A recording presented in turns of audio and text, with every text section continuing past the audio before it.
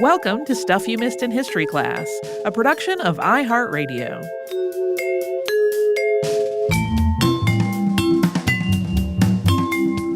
Hello and welcome to the podcast. I'm Tracy V. Wilson. And I'm Holly Fry.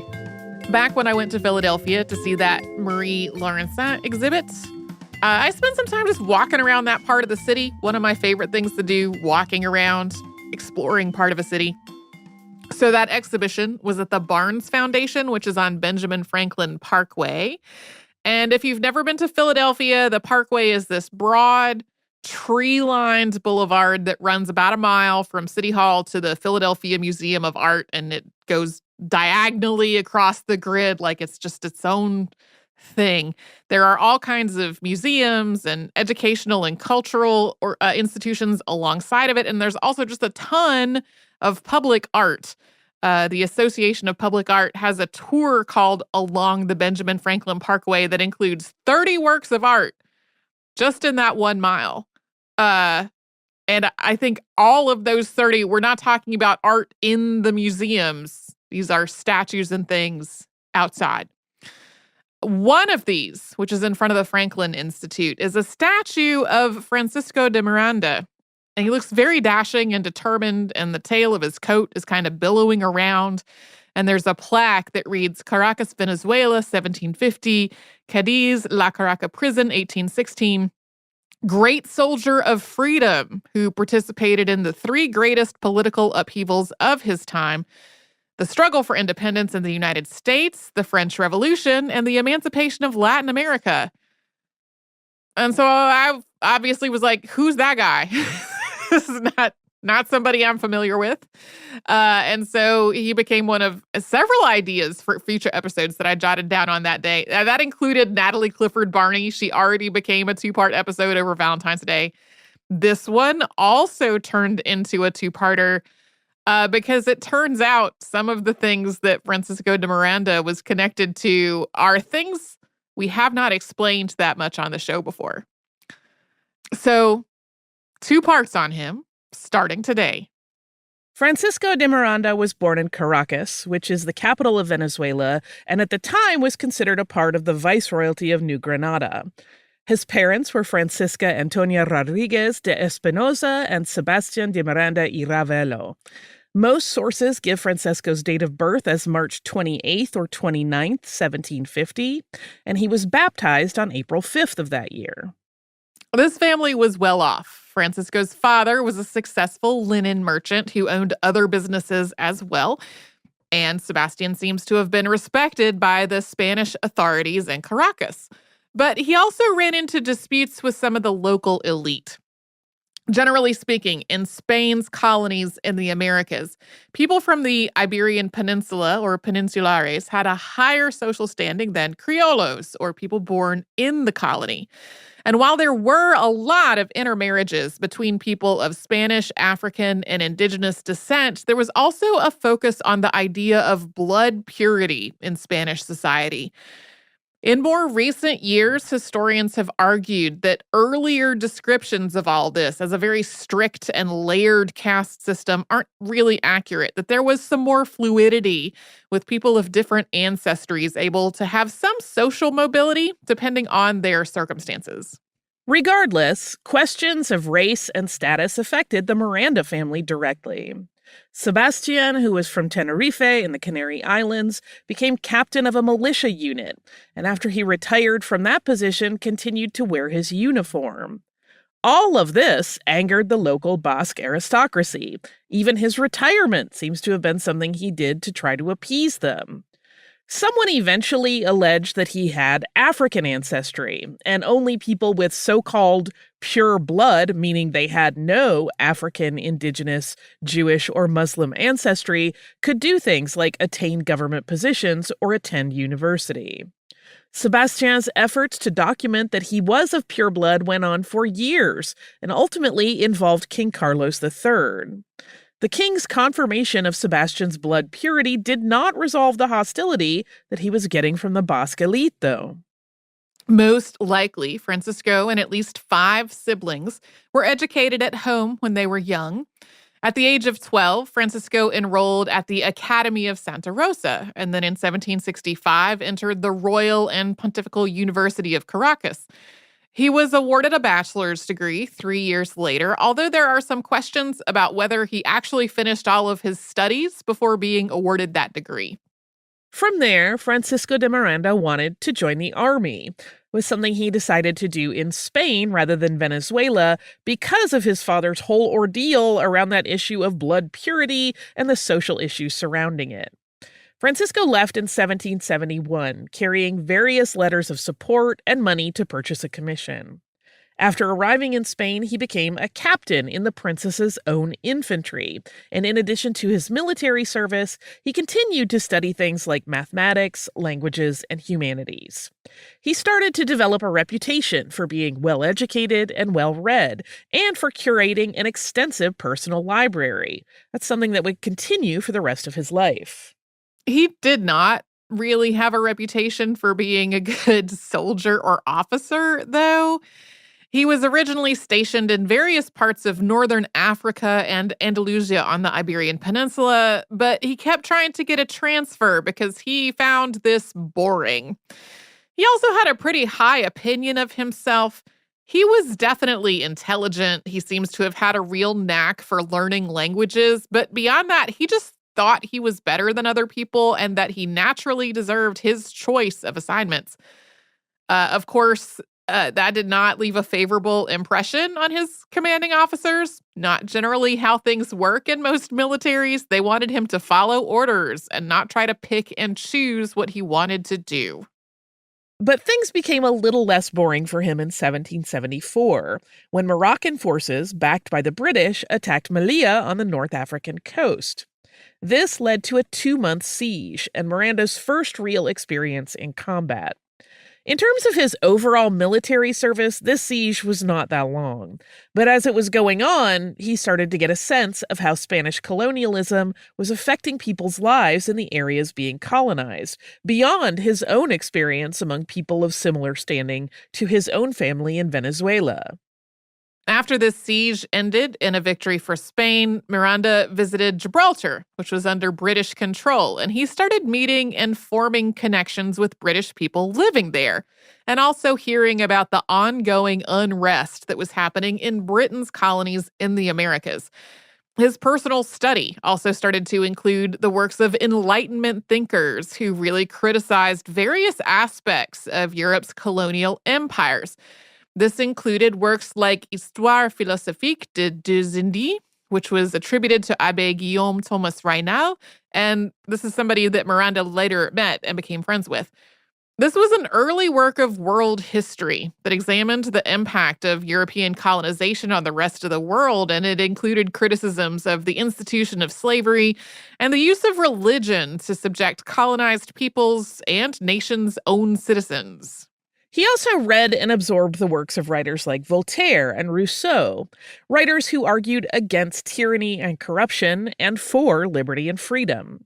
Many of these writers were strident critics of the Spanish Inquisition, which banned their writings, and because of this, the Inquisition started keeping tabs on Francisco de Miranda. Miranda spent so much time focused on this self-study that he was disciplined for reading too much, as well as for insubordination. Some of this was probably the product of his growing focus on these Enlightenment ideals, but he also just seems to have been all over the place as a military officer. He was accused of ignoring behavior that should have led to discipline in some cases, but also using severe beatings as a form of discipline in others. He also had a lot of romantic and sexual relationships. That's something else that would continue throughout his life. He chronicled these relationships in detail in his diaries, describing a range of experiences with sex workers and servants, and longer-term, more intellectual relationships with women that he thought of as educated or witty or respectable.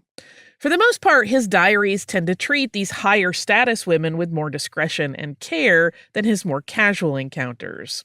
A number of biographies of Miranda have characterized him as merely a womanizer and a philanderer. But over the course of his life, he also seemed to recognize how the treatment of women in many societies was unjust, and he saw, at least to some extent, the kinds of sexual double standards that meant that he and his romantic partners were viewed differently for having the same relationship. He advocated for women to have legal rights and protections, and it's likely that he was personally acquainted with Mary Wollstonecraft during the years of the French Revolution. Yeah, it seems more like he was a philanderer and an advocate for women. Right? He's one of those dudes that people might say today, he just loved women Yeah. in a lot of ways. Also, like a lot of the things that people characterized him for negatively in the 19th century seem to have been viewed not as critically in the 18th century. Yeah. Because of changing mores around sex and relationships anyway, to move back to the timeline. By 1776, Miranda thought his military career in and around Spain had kind of come to a dead end, and he had also heard that the unrest in Britain's colonies had evolved into a full-fledged revolution. This time, he did get the transfer that he had wanted, and we will get to that after a sponsor break.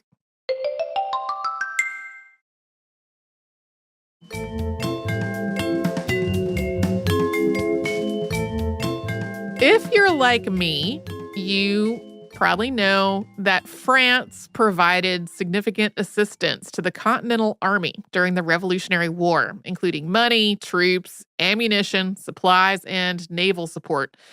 My American history classes in school got into things like Benjamin Franklin's mission to France to negotiate an alliance and France's key role in the Battle of Yorktown in 1781. Of course, in more recent years than I was in high school, the Marquis de Lafayette became one of the most memorable characters in the musical Hamilton, with the Comte de Rochambeau getting a couple of name drops in that show as well.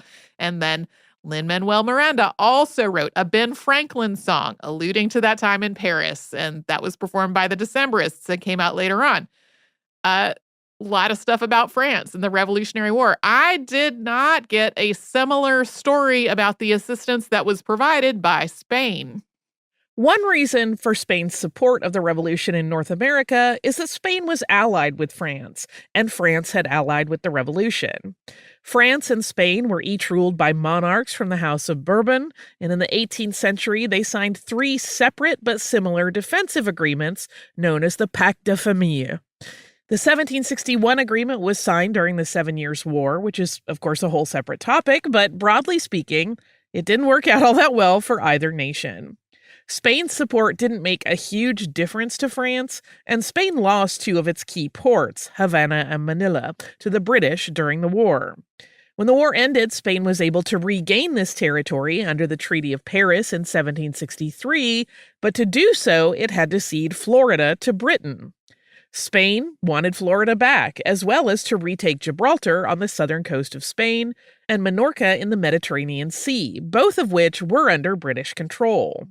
Spain had also gained territory in North America. That was the formerly French territory of Louisiana, which Spain gained from France under the secretly signed Treaty of Fontainebleau in 1762. So Spain had an interest in protecting this territory from British expansion and possibly expanding it themselves. So with all that in mind, on April 12, 1779, France and Spain signed the Treaty of Aranjuez, in which Spain agreed to provide military support to France, while France agreed to support Spain's efforts to retake Gibraltar, Minorca, and Florida. Spain declared war on Great Britain on June 21st, 1779. Spain did not formally become an ally of the United States, though. Among other things, Spain did not want its involvement in this revolution to encourage revolutionary activity in its own colonies in the Americas. So a lot of Spain's involvement in the Revolutionary War was a little bit less outwardly obvious than something like the French involvement at the Siege of Yorktown. Instead, Spain did things like opening all its ports to the United States ships and engaging the British Navy around places like Gibraltar and Minorca, kind of tying up the Navy somewhere other than the colonies. Spain also provided things like weapons, gunpowder, fabric for military uniforms, and boots, and a lot of that made its way into the United States through Mexico or Cuba. And there was also money. Spain provided financial assistance to France for its efforts in the war and funneled loans to the United States through France and through a fictitious Caribbean trading enterprise called Rodríguez Hortales and Company. This included critical financial support for the siege of Yorktown and a loan to pay soldiers in the Continental Army toward the end of the war. According to the memoirs of Rochambeau's treasurer, Claude Blanchard, this loan involved so many silver coins that they broke through the floor of the house where they were being stored. Spain also fought against the British in and around territory that it had previously lost to Britain in North America. In 1780, 80 vessels set sail from Spain, carrying about 12,000 men. To be part of doing this, one of those men was Francisco de Miranda. Shortly after they arrived in Havana, he was assigned to act as aide-de-camp to General Juan Manuel de Cajigal y Montserrat, who was acting governor of Cuba. Miranda's transfer to Cajigal's service may have been a byproduct of his ongoing issues with military life. He really does seem to have had clear ideas about how things should be done and a very high opinion of his own abilities, and his commanding officer seems to have wanted him out of his hair. But Miranda and Cajigal worked well together. Cajigal gave him some freedom to make his own decisions or figure out for himself how to carry out his orders, so there was just less headbutting and accusations of insubordination. Cajigal eventually secured a promotion for Miranda to lieutenant colonel and later recommended him to be promoted to colonel. Cajigal also praised Miranda's work to Bernardo de Galvez, governor of Louisiana and field marshal of Spain's forces in North America. Galvez had started smuggling supplies to the American rebels before Spain had declared war on England, and he planned a military campaign that would give the Spanish control of all the ports around the Gulf of Mexico and up into the Mississippi River, including defending New Orleans and capturing Baton Rouge, Natchez, and Mobile from Britain. The culmination of this effort was the capture of Pensacola, which was then the capital of the British territory of West Florida. All of this forced the British to spread out their resources to fight on an additional southern front, and it cut off Britain's access to support and supply lines around the Gulf of Mexico. Many of the men who had originally sailed from Spain had sickened or died from tropical diseases, so they reinforced their numbers with men from Louisiana, Mexico, and Cuba, including enslaved and freed black men. After waiting out hurricane season, this multiracial army departed from Cuba to the mainland in February of 1781, joining up with Galvez's force. They arrived at the Barrier Islands outside Pensacola Bay on March 9th. After one of the ships ran aground, they regrouped and made their way into the bay on March 18th. The battle to capture Pensacola went on for about 8 weeks before a Spanish shell hit the powder magazine on May 8th, which destroyed Fort George and forced the British to surrender. Since Miranda was fluent in both English and Spanish, he was one of the people who helped negotiate surrender terms. Spain officially took control of Pensacola on May 10th. This was about 4 months before the siege of Yorktown, which was the last major land battle of the Revolutionary War. There were still skirmishes on land after Yorktown, though, and the British Navy continued to fight the naval forces of other European powers at sea, including France, the Netherlands, and Spain. But this is usually seen as something of an ending in the war. The Revolutionary War formally ended 2 years later under the Treaty of Paris in 1783, and Britain also signed separate peace treaties with France and Spain, known as the Treaties of Versailles. Under these treaties, Spain regained control of East and West Florida and Minorca, as well as Sacramento. Of course, Spain eventually returned Louisiana to France under another secret agreement in 1800, and the U.S. purchased much of it in 1803. Today, the loss of Pensacola is seen as a turning point in the war, after which Britain thought it might not be possible to win it. In addition to cutting off Britain from the Gulf of Mexico, Galvez's campaign also meant that Britain had lost a colony in this war that was not actually one of the colonies that had rebelled against it. Without Spain's contributions of money, funds, and supplies, and its military efforts along the Gulf of Mexico and elsewhere, the Revolutionary War probably would have gone on for a whole lot longer. As a side note, Bernardo de Galvez is the namesake of Galveston, Texas, as well as other places in Texas and Louisiana. And he is only one of 8 people in history to have been given honorary U.S. citizenship. That happened in 2014 under Public Law number 113-229, which described this as an extraordinary honor and called him, quote, hero of the Revolutionary War who risked his life for the freedom of the United States people and provided supplies, intelligence, and strong military support to the war effort. We will get back to Miranda after another sponsor break.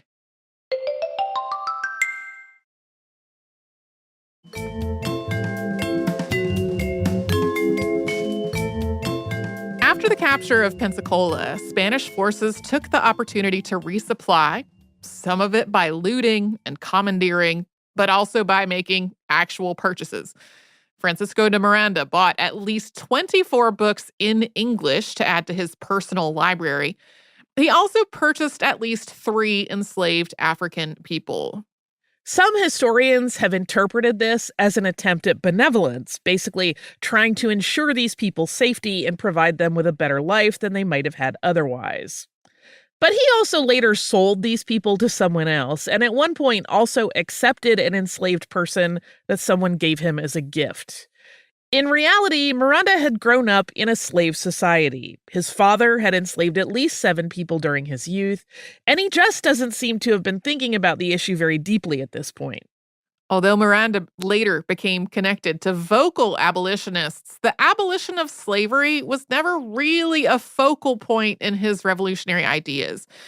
And at first, this was probably still a byproduct of just not putting a lot of thought into it. But later, after the Haitian Revolution, it was also out of fear of sparking another similar uprising among enslaved Africans in the places that he wanted to liberate. He did advocate for the rights of free Black people in a lot of contexts, but he just really does not seem to have considered what things like freedom and liberation could mean in the context of societies that were so deeply connected to the enslavement of African and Indigenous peoples, or like really what it would take to achieve those ideals in that context. In August of 1781, General Juan Manuel de Cajigal sent Miranda to Jamaica to negotiate a prisoner exchange and to make discreet inquiries about whether Spain might be able to purchase British ships and supplies there. Miranda successfully negotiated for the release of 900 prisoners and arranged for their transport back to Cuba. Although he had a history of rubbing his own military superiors the wrong way, he was also described as extremely charming, and he convinced the British governor in Jamaica to give him free rein to go wherever he wanted. So on top of making those requested discreet inquiries, he also took detailed notes about the British presence on Jamaica, including the fortifications, troops, and ships to deliver back to the Spanish. He also wanted to take the opportunity to continue to improve his English. So he bought some more English language books for his library, and he palled around with various English officials in Jamaica. While he had made those inquiries discreetly, he wasn't really as discreet when it came to talking about what was happening with Spain's forces in the Caribbean and the Gulf of Mexico. It might seem a little weird that he was either intentionally or by accident revealing Spanish secrets to the British while fighting against the British in the Revolutionary War. At this point, Miranda was also starting to think about bringing a revolution to Spanish America. And in that war, Britain could be a potential ally. When Miranda returned to Havana after either intentionally working as a double agent or just being a little too loose-lipped, he was immediately questioned about all of those meetings with the British, as well as other various intrigues that he had gotten into, like trying to secure some naval vessels for Cajigal, claiming they would be sailing under a flag of truce as a prisoner of war transport, while really intending to add them to the fleet. He also might have done a little light smuggling. Galvez, who had never thought as highly of Miranda as Cajigal did, ordered his arrest and a formal investigation. Cajigal got him released, and soon after, in August of 1782, Miranda fled from Havana. After spending some time in hiding, he traveled to the United States aboard an American ship called the Prudent in 1783. By that point, the Spanish government considered him to be a conspirator against the crown. Cajigal was caught up in Miranda's intrigues as well and was eventually forced to go to Spain to try to clear his own name. This doesn't really seem to have tarnished his relationship with Miranda, though. Much later, in April of 1800, it would be Cajigal who wrote to Miranda to inform him that King Carlos III had cleared him of all of these charges. Miranda's ship landed in New Bern, North Carolina in June of 1783, just a few months before the Treaty of Paris officially ended the Revolutionary War. And he spent the next year and a half traveling through the newly independent United States. He kept a detailed diary of his travels, covering everything from the names of the notable people he met to the social and religious customs of different areas to the governments and systems people were in the process of establishing. Some of this seemed pretty strange to him. Like, in some areas that he passed through, he was criticized for doing things like playing music on Sunday. A lot of Protestants in North America saw the Sabbath as a day of contemplative rest, while the Sabbath in Catholic Venezuela had been more festive and celebratory. He was particularly fascinated by the Quaker communities that he visited in Pennsylvania and how different their religious and cultural practices were than anything he'd really experienced elsewhere. He was also particularly impressed with how often he saw elected leaders and other elites meeting, conversing, and sharing meals with more common people. That was something that seemed more egalitarian to him than the more hierarchical ways that things had worked in Venezuela or Spain. During this tour, Miranda met seemingly every major figure of the American Revolution and had lengthy conversations with them about the revolution, the war, and the government they were establishing. He met George Washington for dinner in Philadelphia and, after meeting Alexander Hamilton, started a regular correspondence with him that would last for the rest of Hamilton's life. In Boston, he met Samuel Adams and Henry Knox, and at some point he also met poet Phyllis Wheatley. It's likely that Miranda had been thinking about the idea of starting a revolution in Spanish America for some time before this, but he wrote that in New York he, quote, formed a project for the liberty and independence of the entire Spanish American continent.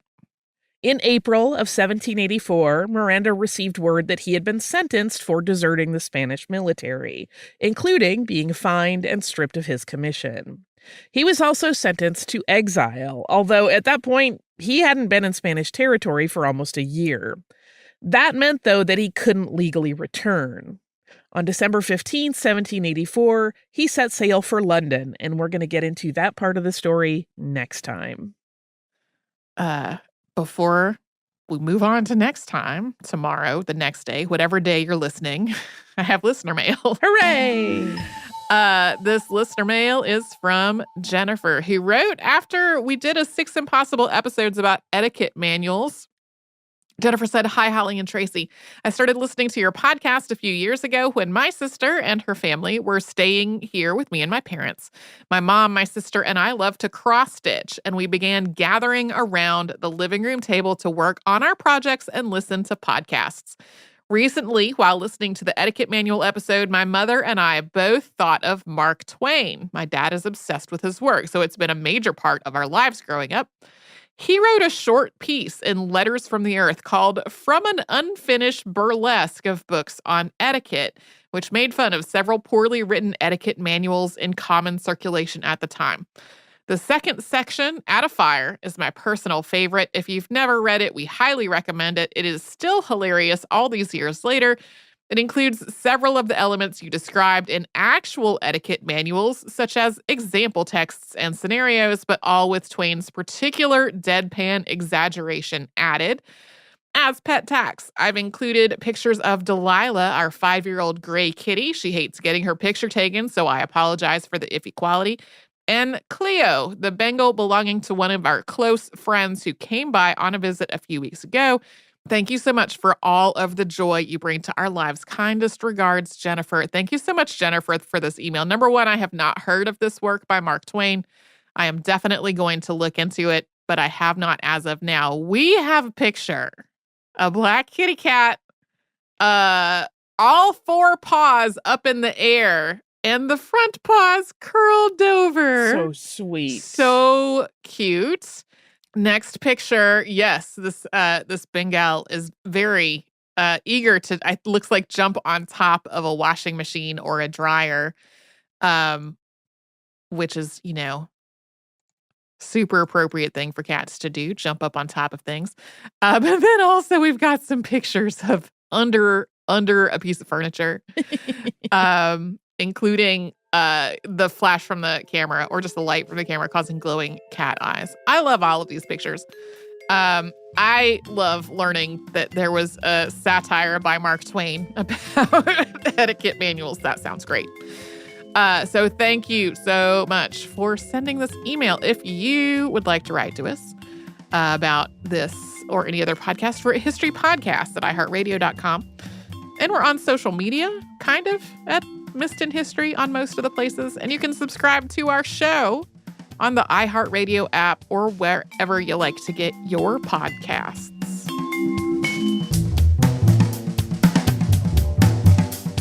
Stuff You Missed in History Class is a production of iHeartRadio. For more podcasts from iHeartRadio, visit the iHeartRadio app, Apple Podcasts, or wherever you listen to your favorite shows.